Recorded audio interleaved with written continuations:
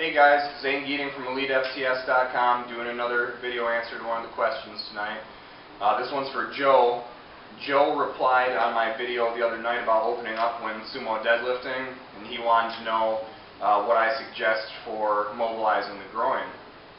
So I'm going to do a quick video to show you what I do. Now I'm no Mike Robertson or anybody of that caliber, so if you really have issues, I suggest getting a hold of someone like that. But here's what I've done, as a normal, healthy dude, pre-injuries, to get my groin and hips mobile enough to be able to open like that when pulling. I always start with a stick. You can get one of these at EliteFTS.com. This is the smaller travel size. I keep this around the house to use, take it with me if I need to use it. They have a bigger one that we keep around the gym. And I use this as part of my warm-ups too, as well as my days off. But what I'll do is I'll just sit in a chair, and I'll actually spend some time rolling my quad, my groin, and my hamstring in here. I'll spend about 30 seconds per muscle group, and I'll get in there and just really rub those out, break anything up that's in there, loosen them up, bring some blood to them. Get into the groin here. Can really get in there and put some pressure on it. This hard edge of the hamstring. You'll get a lot of stuff that will build up in there by those tendons by the back of the knee. Same with your quad tendons up here. This has actually been big for me with that quad tendon injury, but that's another story. You can get your hamstring under there, and like I said, just about like 20 to 40 seconds on each muscle group. So, both legs obviously. The next thing I'll do, and I focus more on stretching to mobilize myself. I don't do a ton of mobility drills. I will hook up a band from like the top of the rack, put my foot in it, and I'll do different steps in different directions to like mobilize my hips. But that's just kind of part of my warm-up every once in a while, along with my bodyweight squatting and the stuff that you guys see. My dog's going crazy down there. I'm sure he'll attack me when I start doing this. But the next thing I like to do, and I'm doing this right in the order I do it in the gym, at home, I'll hook this band around my pelvis and not quite up into the lower back. I keep it towards the top of the pelvis. Just hook it around my knees. And what I do is I just basically do like a butterfly stretch here. Feel it out a little bit, keep my back as flat as I can. And I'll lay back. And what this band is doing is it's actually keeping my hips packed up into the joint. Now, usually I'm not going to be using a light band. I'm doing this to show you guys.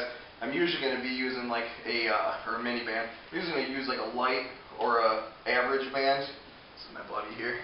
But anyways, I'll lay here and I'll just kind of move around and get it, moving, just whatever, loosen it up. And you'll feel it loosening as you go. Come back up, stretch it a little bit more this way, a little rock to it. Bring that chest up.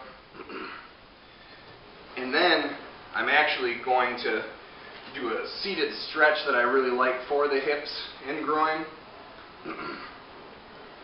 Glutes. I'll sit down here in a chair. I do these at work even sometimes.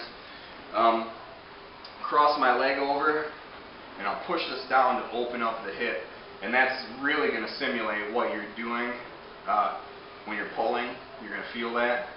And then I'll pull the leg across towards this inner armpit, back flat. You're going to feel a hard stretch in the glute when you do this. Okay, because those glutes are tight, they're going to prevent you from opening up too. It's also going to cause injuries down the way. You're going to get low back pain, things like that. So, same thing on the other side. Push it down, open it up. You're going to feel the joint open up when you do this. It's kind of a weird feeling, but it definitely helps. It brings some blood flow to the area. Same thing, back across. Keep that back nice and flat. Pull it towards your armpit. Loosen that glute up. And afterwards, about the simplest stretch you can do for your groin, I just do a split stretch. I just get out here, get a hand down, get to a position where I have some tension but no pain, and you can kind of roll back a little bit onto your heels. That'll get it more towards the back side, towards your hamstrings. You can come forward here. This will really simulate how you open up when you pull. Just give it a few seconds. Nothing crazy.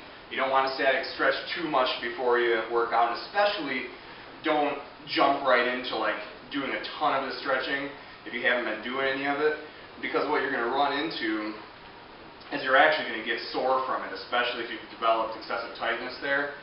But really, those few things, squat down, spread your knees out with your elbows, push your hands off each other, pet your dog a little bit, and you should be good to go. At this point, you should be able to feel getting in that sumo stance or that squat stance. Watch out, buddy. You should be able to open up, and from a side view, you shouldn't have to sit back as far. You should be able to really open that groin and sit almost straight down to be able to get to that deadlift bar. So that's really it. If you have more questions, if you want to see some awesome videos of Teddy Bear doing sweet things, let me know. www.elitefts.com